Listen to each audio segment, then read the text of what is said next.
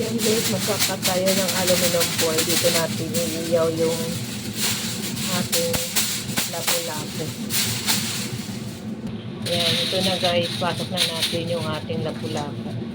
Yan, lagyan natin ng lemongrass. Yan, pasok natin sa loob ng tiyan niya. Yan. Yan, ayusin natin para diretso sa loob ng tiyan niya para mayroon lasa yung nandyan sa loob. Ayan, lagay din natin yung onion.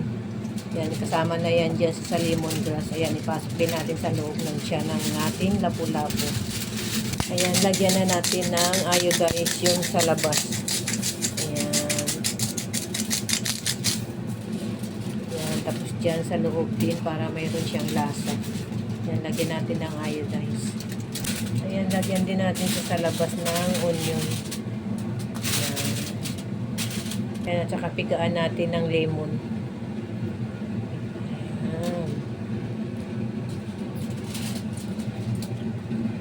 Ayan, dagdagan natin ng lemon. Ayan, lagyan natin sa gilid. Ayan, lagyan natin ng paminta. Ayan. Ayan, lagyan natin ng butter. Ipasok natin sa loob ng katawan niya.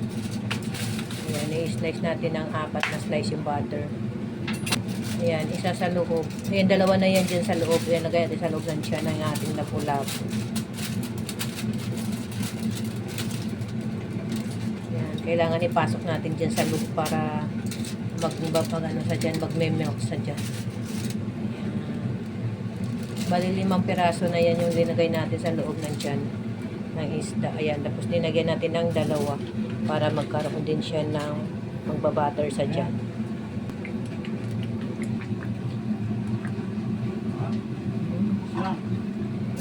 Bakit ka ang patay?